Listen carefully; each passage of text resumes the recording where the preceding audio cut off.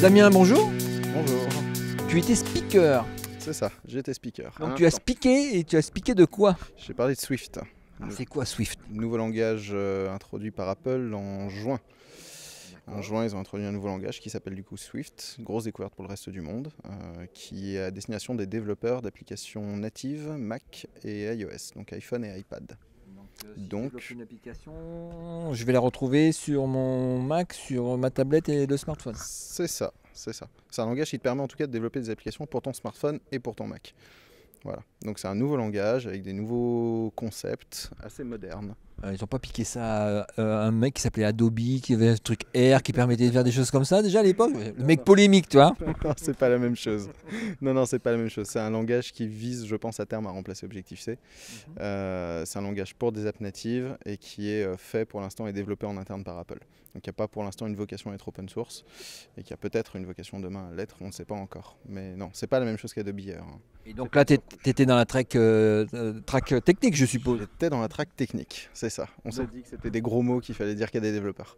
Et alors, j'ai vu que tu étais harcelé de questions ensuite, parce qu'une fois que tu speaks, ensuite ils passent derrière la table ici et tu as la possibilité de débriefer avec les gens. C'est ça, ouais, c'est ça. Bon, j'en ai débriefé déjà quelques-uns en haut. Le speaker suivant, du coup, a pu me détester un peu.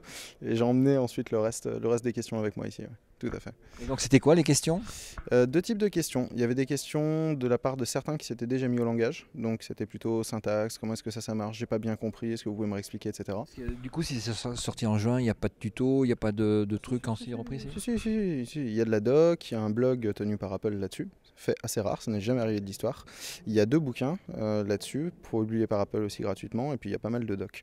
Donc il y a des choses, mais tout n'est pas forcément clair, notamment pour des développeurs qui viennent de commencer et qui n'ont pas 5 ou 10 ans d'Objective-C dans les pattes, qui était le langage précédent d'Apple. Est-ce qu'il y a une suite logique entre Objective-C et Swift?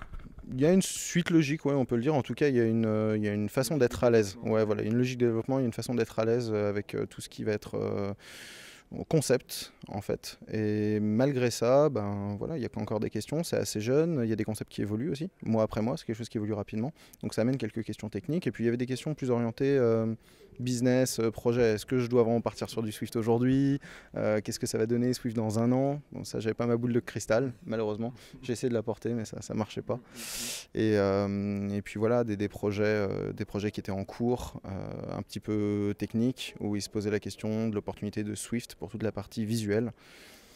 On a discuté un peu tout ça, voilà. C'était des questions intéressantes, très intéressantes. Et toi, tu as déjà fait des projets avec ce langage-là? J'allais dire ce truc-là. C'est plus rapide qu'avant, c'est de meilleure performance, il y a quoi? C'est plus accessible qu'avant, ça veut pas dire que c'est plus simple, ça veut juste dire que c'est plus accessible. On peut alors c'est quoi le terme accessible alors? On peut l'appréhender plus facilement en fait, on a envie d'y aller plus facilement. Objective-C, l'ancien langage, qui est toujours actuel d'ailleurs, a une syntaxe qui est un petit peu compliquée de prime abord, avec beaucoup de crochets. Ça rebutait pas mal de développeurs, donc c'est plus accessible pour ce niveau-là. Après en termes de performance, oui, il y a un gain de performance qui est promis par Apple, qu'aujourd'hui on ne voit pas particulièrement, mais je pense que c'est dû à la jeunesse du langage. Et puis après on va dire qu'il y a un côté ludique en fait. Il y a un côté ludique avec Swift. Moi je dis les développeurs sont de grands enfants. On est des gamins, c'est sûr. On construit des Lego, hein, c'est ça, on construit des Lego avec des lignes de code. Combien de développeurs aujourd'hui identifiés dans la sphère de Swift? Alors c'est un peu compliqué, j'ai donné 2-3 chiffres tout à l'heure, j'ai trouvé 8300 projets sur GitHub. Sachant qu'on a à peu près 9 millions de développeurs enregistrés chez Apple, qu'on va enlever les compagnies qui passent par des prestats, etc. On va dire que ça fait 5 millions de développeurs Apple. Tous ont au moins entendu parler de Swift, c'est sûr. Bon, je dirais qu'il y a certainement quelques milliers de développeurs qui s'y sont vraiment mis. Et donc Blend, tu en penses quoi de cette édition 2014 ? Je la trouve très sympa, très rafraîchissante. Je la trouve beaucoup plus organisée que l'an dernier. On sait beaucoup plus où aller.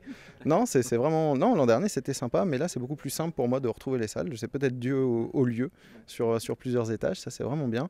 Et conf vraiment passionnante. J'ai adoré les speakers que j'ai pu voir. Donc, tu restes jusqu'à demain soir? Je reste jusqu'à demain soir et là full time. Je vais pouvoir profiter de la conférence. D'accord. Bon, on va suivre. Tu as un Twitter où tu tweets un peu tout ça? Je tweete un petit peu tout ça, oui. @degosset. Très bien, merci, à la prochaine. À bientôt. Ciao. Ciao.